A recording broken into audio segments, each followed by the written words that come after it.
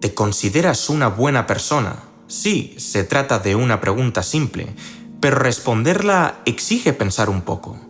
Probablemente la mayoría de ustedes verá reflejadas en su figura contadas virtudes y defectos, y con todo, un razonable equilibrio ético al entrar en contacto con el núcleo social. Quizás el testimonio del individuo estándar se asemeje a: bueno, está claro que no soy la Madre Teresa de Calcuta, pero procuro tender hacia la moderación para no perjudicar a los demás, y a la par, construir un mundo más justo en medida de lo posible. Estas declaraciones ponen de manifiesto que la realidad es mucho más intrincada que una lista de dualismos del estilo bajo-alto, feo-guapo, o en relación al tema que nos concierne, bueno-malo. Antes bien, ¿no creerían apropiado dilucidar con antelación qué es exactamente la bondad? Me gustaría contarles una pequeña historia personal. Aún recuerdo como si fuera ayer el día en el que mi profesora de inglés se acercó a mi pupitre al término de una clase y acto seguido pronunció las siguientes palabras: «Oye, me he fijado en que tus compañeros te toman por enclenque. Por favor, ni se te ocurra dejar de hacer vídeos simplemente porque 4 imbéciles se empeñen en que tú no vales para ello. No he visto a nadie tan creativo como tú». Lo cierto es que, siendo 100% honesto, el contenido que elaboraba ya por mis comienzos dejaba mucho que desear. Para colmo, ni siquiera mi propia familia mostraba el más mínimo ápice de interés en lo que hacía. No obstante, ella vio en un alumno humillado algo más que un mero acto de derrotismo: la potencia. Así pues, esta noble mujer trascendió la simplicidad fotográfica del momento presente para penetrar, nunca mejor dicho, en la complejidad audiovisual del espacio-tiempo. No me miró como eyecto arrojado al mundo, sino como proyecto al filo de un ente sartriano que exclama: «Yo creo que tú puedes ser aquello que quieres ser». Y algo he sacado en claro. Dentro de la marabuntasca cadena causal que constituye mi vigente persona, estas declaraciones han contribuido a que, 10 años después, tú me estés escuchando en este preciso instante. Dicho esto, me atrevo a afirmar que este relato es un ejemplo de pura bondad. ¿Y por qué? Pues ofrecer una explicación detallada es precisamente el objeto del presente documental, y lo haré en virtud de los escritos de uno de los pensadores occidentales más relevantes en la historia de la filosofía, Immanuel Kant.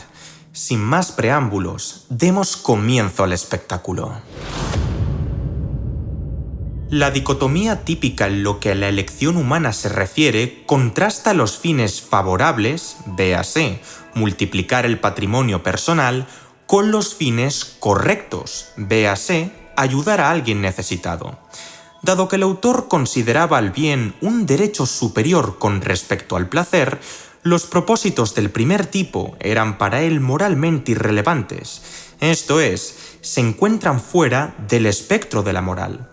La cuestión más elemental que cabría plantearse entonces es: ¿cómo podría uno esclarecer si una conducta es correcta o no? Su respuesta es contundente. Tales juicios pertenecen al terreno de la razón y por ello deben establecerse a priori con base en los 2 atributos siguientes. Por un lado, la pureza se entiende como el saber contemplativo procedente de la capacidad lógica deductiva del pensamiento abstracto. Y por otro lado, la práctica racional se entiende como la mera facultad de interactuar con el mundo de la experiencia. Por consiguiente, ¿qué ocurriría si fusionáramos ambas propiedades? Pues arribaríamos a la capacidad subyacente que nos permite decidir qué es moral y qué no, la razón práctica pura. En efecto, se trata de la subsecuente anexión entre lo que los griegos distinguían como sabiduría teórica o sofía y sabiduría práctica o praxis. Habida cuenta de ello, la deontología es la teoría ética normativa que sostiene que la moralidad de una acción no debe basarse en sus consecuencias, sino en si tal acto es en sí mismo correcto o incorrecto bajo una serie de reglas racionales. Puesto en palabras llanas, el deontólogo nunca procede a la evaluación moral por medios empíricos, es decir, a través de la experiencia sensible, sino razón mediante. Por todo ello, también se describe a la ética deontológica como un modelo basado en deberes, mandatos y obligaciones que beban del intelecto. De ahí que Kant haya decidido emplear y definir el término imperativo como una proposición que declara necesaria una determinada acción o inacción. En lo que a esto respecta, es importante saber que hay dos tipos de imperativos en la ética kantiana, los hipotéticos y los categóricos. Por un lado, los imperativos hipotéticos son aquellos que recogen el mejor medio para lograr un designio específico de carácter subjetivo.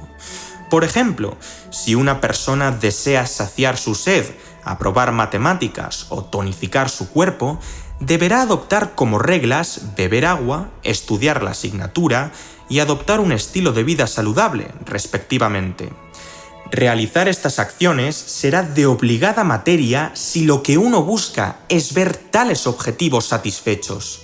Sin embargo, por mucho que los imperativos hipotéticos contengan información acerca de cómo ha de canonizarse un fin concreto, no nos dan pauta alguna sobre qué fines debemos elegir y cuáles no.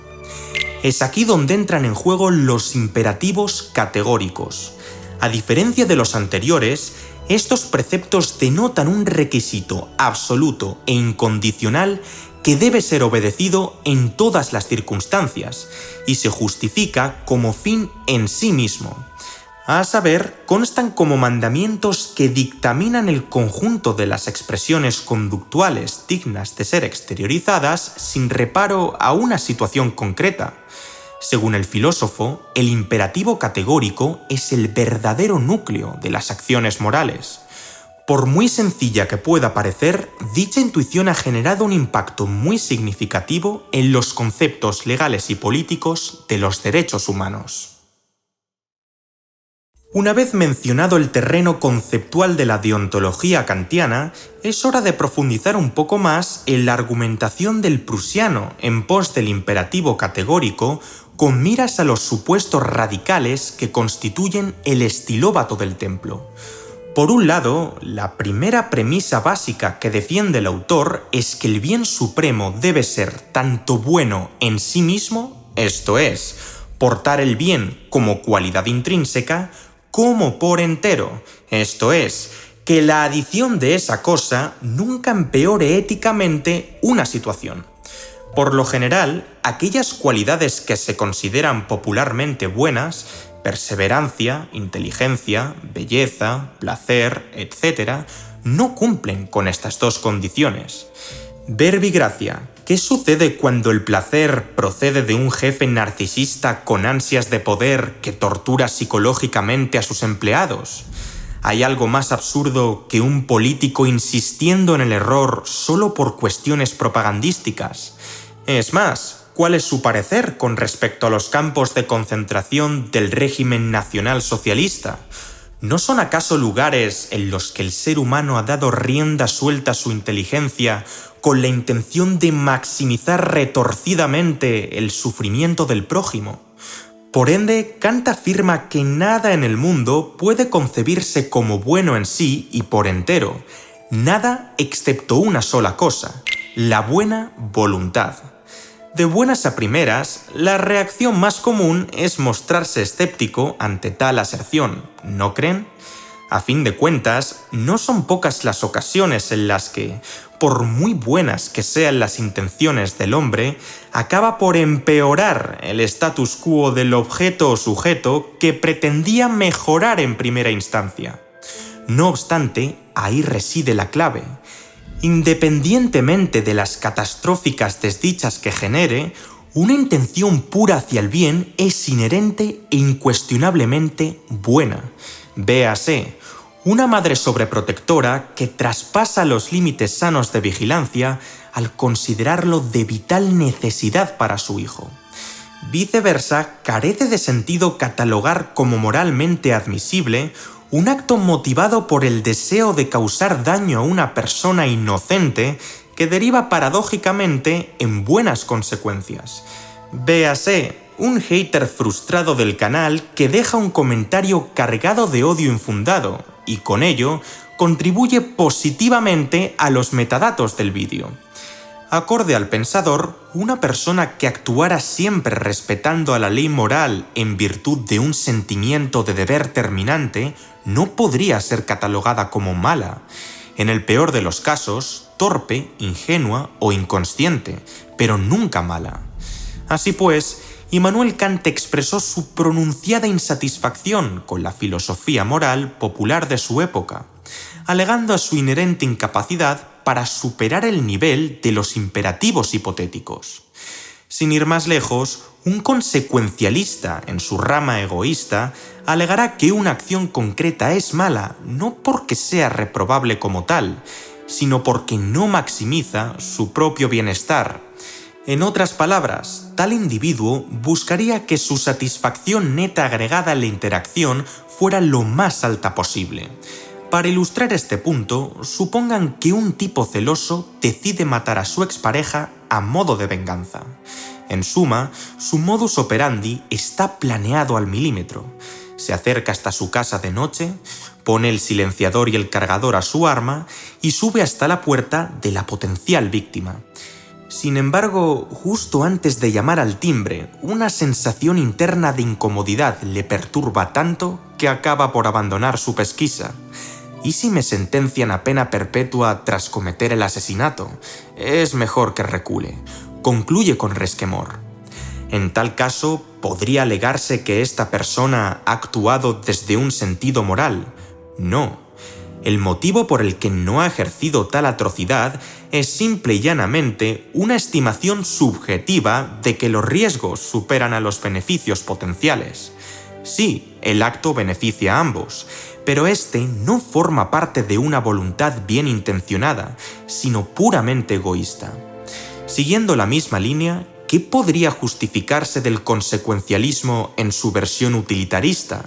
Es decir, aquella que busca optimizar la satisfacción neta agregada de todos los participantes en la interacción.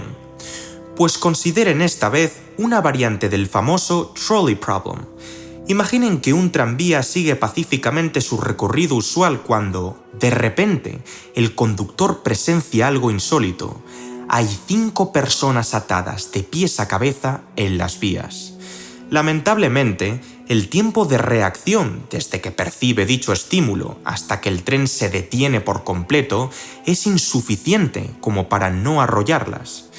Mientras tanto, tú estás situado en un puente por debajo del cual pasará el vehículo junto a otro transeúnte que observa pasmado la escena. Sin previo aviso, un pensamiento de lo más macabro invade tu conciencia. ¿Y si sacrificar a este hombre empujándolo a las vías para bloquear el vagón delantero y de esa manera evitar que 5 personas mueran? Según el autor, por mucho que el balance en términos de vidas preservadas sea de 5 contra 1, proceder así no estaría justificado. De lo contrario, uno validaría la existencia de un mundo en el que un fin hipotéticamente favorable para la mayoría es condición suficiente para el ejercicio de cualquier medio. Aún así, si tienen interés por conocer mi opinión y resolución particular de este intrincado dilema ético, acabo de adjuntar en las tarjetas el documental en el que desglosé en profundidad las 6 etapas morales de Lawrence Kohlberg. Por otro lado, la segunda premisa básica que defiende el sabio es el de la libertad humana. Aquí penetramos en un entramado metafísico tan difícil, complejo, extenso y dinámico que la única opción a mi disposición es simplificarlo todo lo posible por fines divulgativos. En su obra Fundamentación de la metafísica de las costumbres, el filósofo veía al ser humano individual como un ser racional con conciencia de sí mismo y con una capacidad impura pero existente en la toma de decisiones. La voluntad misma no tiene a sensu estricto fundamento determinante. En la medida en que la razón pueda determinar la facultad de desear como tal, pueden ser incluidos en la voluntad tanto el componente de la decisión como el del deseo. En este sentido, aquella elección determinada por la razón pura se llama libre elección o liberum arbitrium.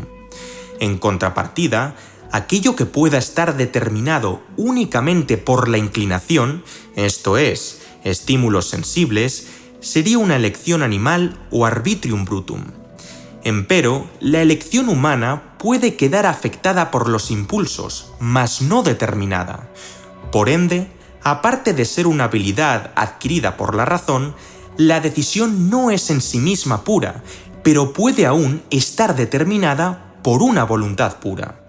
Un tanto enrevesado, ¿verdad? En resumidas cuentas, el mensaje principal es el siguiente.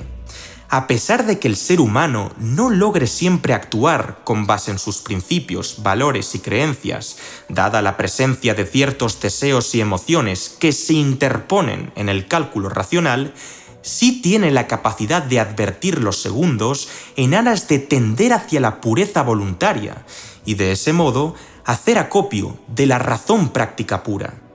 En esta sección se interpreta la libertad en un sentido práctico o intelectual, y dest como la emancipación de las voliciones con respecto a la imposición de los impulsos de la sensibilidad. En efecto, lo que nos dice Kant es que la voluntad humana es arbitrium sensitivum non brutum autem liberatum, es decir, está expuesta a un arbitrio sensible, pero no de carácter animal, sino libre. Aunque los impulsos puedan condicionar a la razón para que no actúe según sus principios, no constan como una sentencia inamovible para con su obrar. Bajo esta interpretación, el hombre goza de la espontánea capacidad de autodeterminación con independencia de la imposición de sus inclinaciones sensitivas. Mientras que las leyes naturales explican solamente lo que sucede al uso determinista, las leyes objetivas que dicta la razón gracias a la libertad establecen lo que debe y debería suceder. Como miembro perteneciente al mundo de los sentidos, una persona caería necesariamente bajo la naturalidad de sus deseos e inclinaciones. Sin embargo, como miembro del mundo de la comprensión, tal agente ajustaría siempre su praxis a una voluntad autónoma. Dado que el entendimiento contiene el fundamento de lo sensorial y, por tanto, de sus leyes, sus acciones deben ajustarse a la autonomía de la voluntad. Este deber de carácter categórico representa una proposición sintética a priori, y de ahí que el pensador propusiera la idea de libertad trascendental. Dicho esto, ¿en qué consiste? ¿Y cuál es su diferencia con respecto a la libertad práctica? El asunto encuentra su complicación en la medida en que habría de desgranar conceptos como fenómeno, noúmeno y trascendencia, los cuales no son nada intuitivos y se desvían demasiado del propósito del vídeo. Sí, ya estoy preparando una milimetrada disertación sobre la libre voluntad. Entretanto, basta con que comprendas que la libertad trascendental es vista como un requisito previo a la moral. En otras palabras, un sujeto solo se preguntaría qué debería hacer si se supiera antes como libre elector. Y es justamente presuponerse como individuo capaz de tomar sus propias decisiones lo que da pie a la adscripción de un sentido de responsabilidad moral, la capacidad racional que constituye su autonomía para obrar hacia el bien.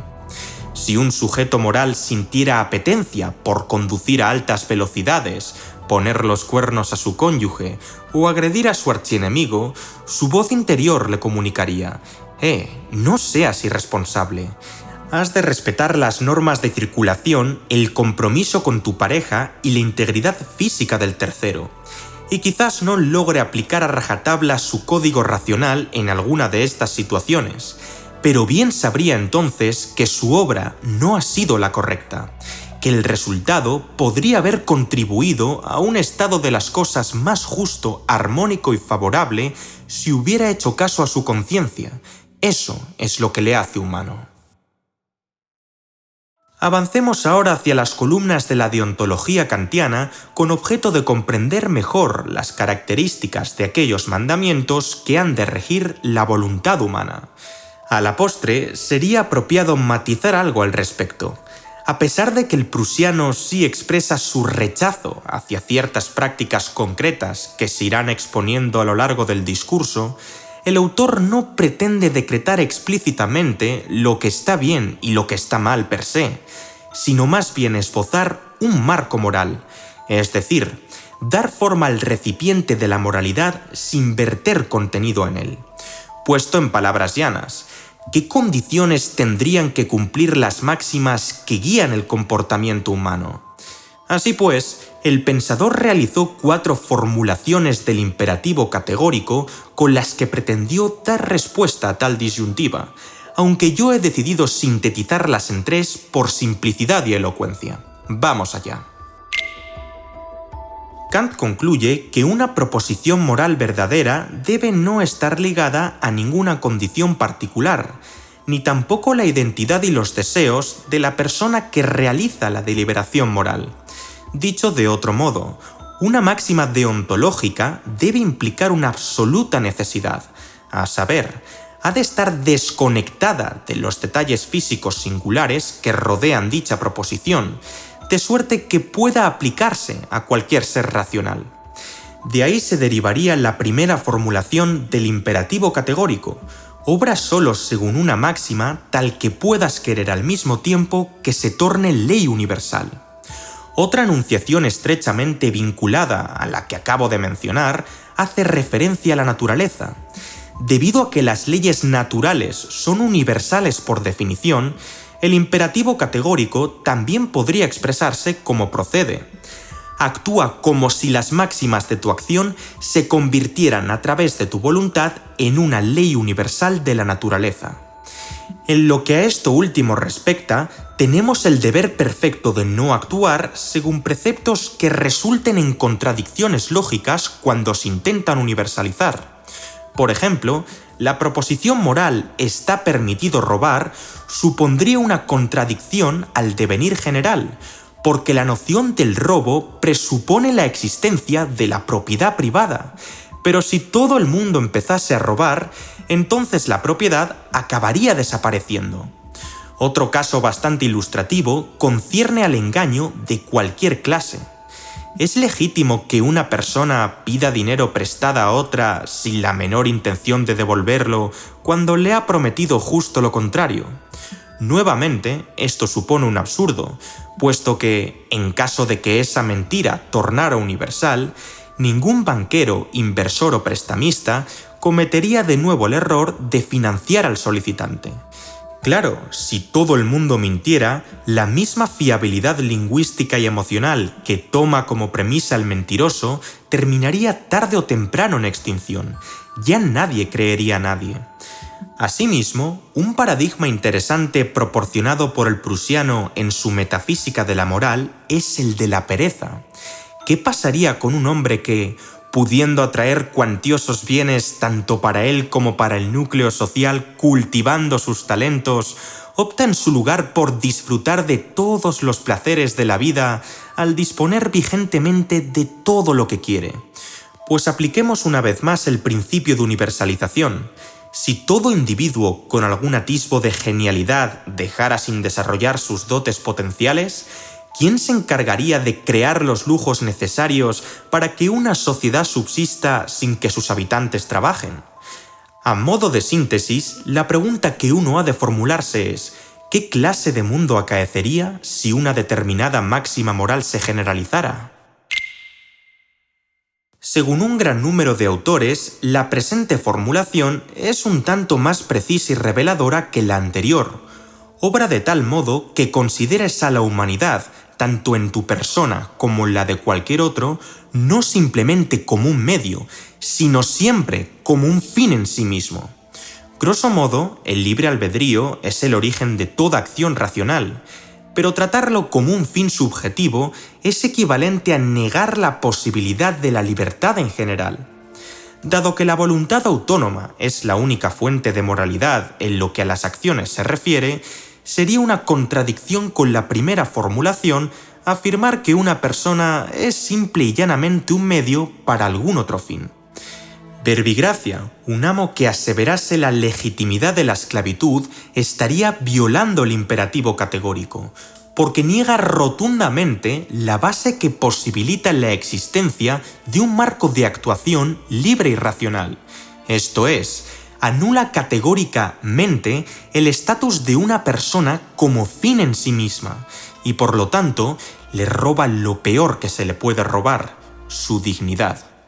Al concebir al sujeto como objeto, el propietario utiliza al esclavo como propiedad para satisfacer sus proyectos vitales a grito de «Tú no eres digno de disponer de tu propia voluntad».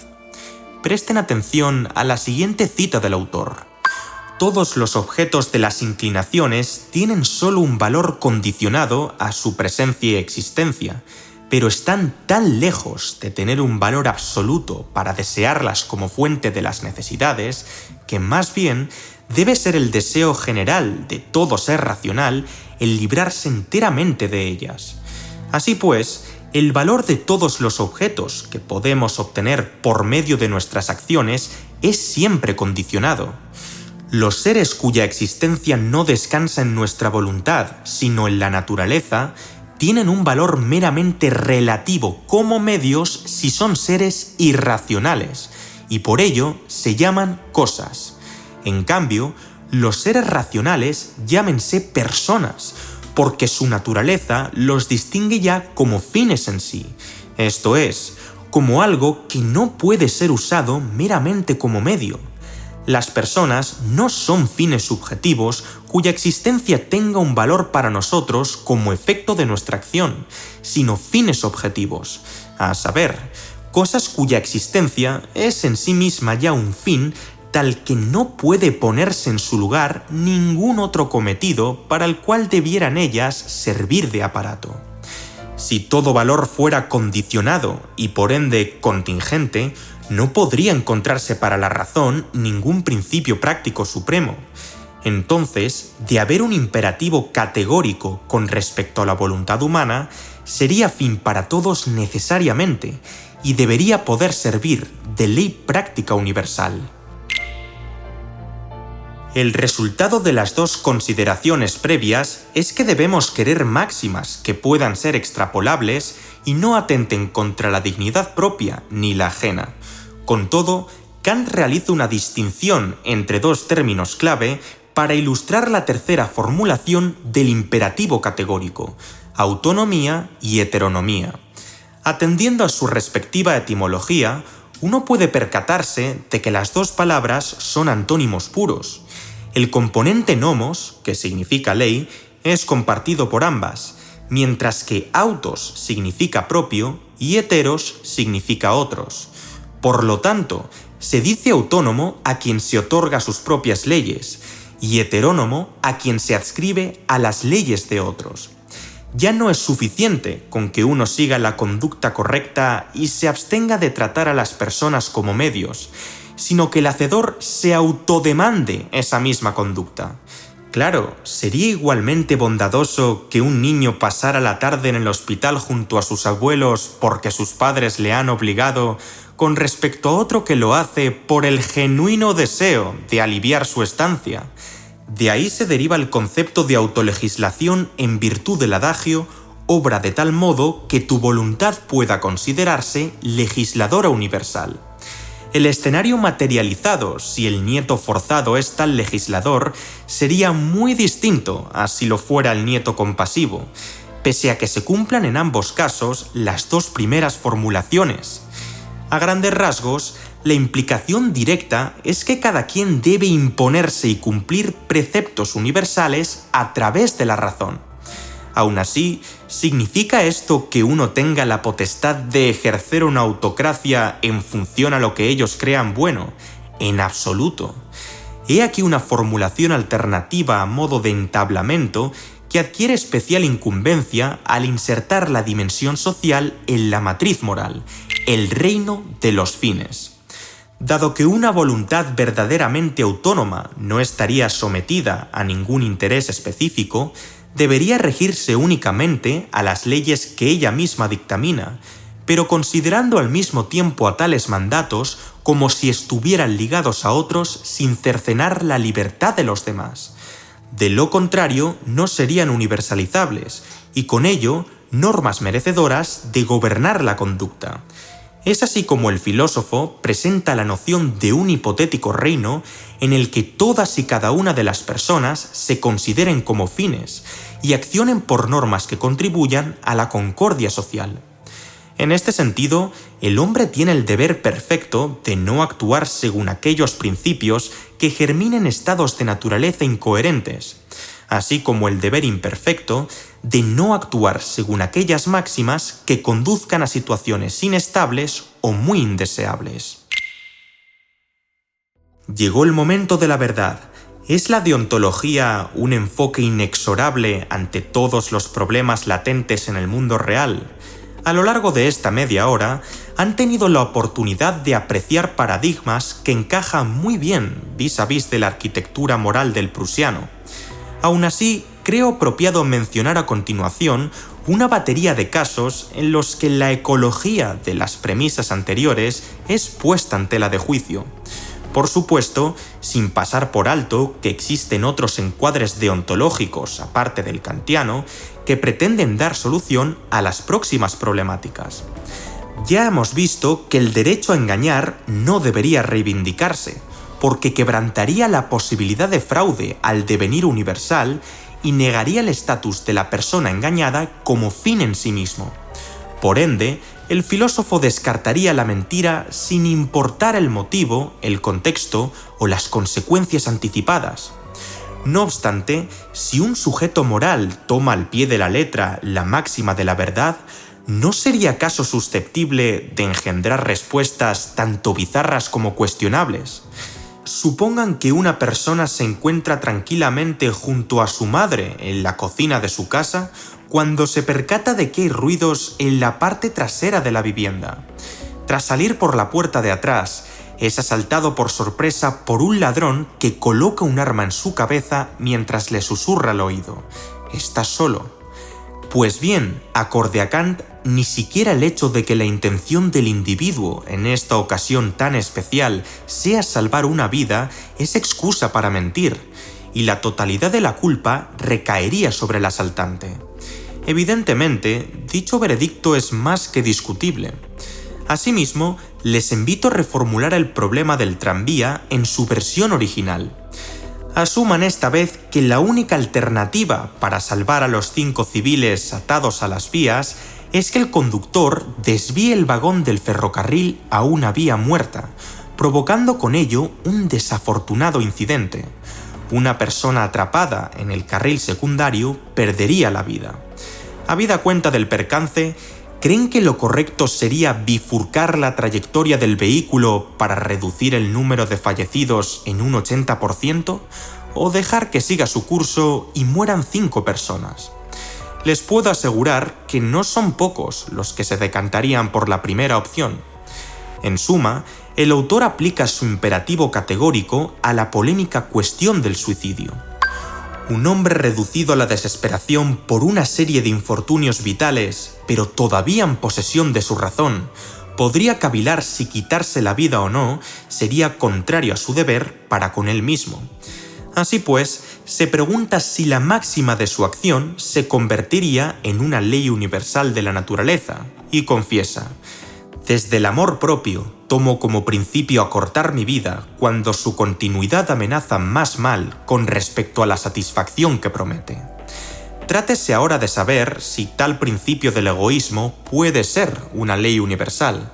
Muy pronto se ve que una naturaleza cuya norma fuese destruir la propia vida por la misma sensación cuya determinación es atizar su fomento sería contradictoria, con lo cual no podría subsistir como natura.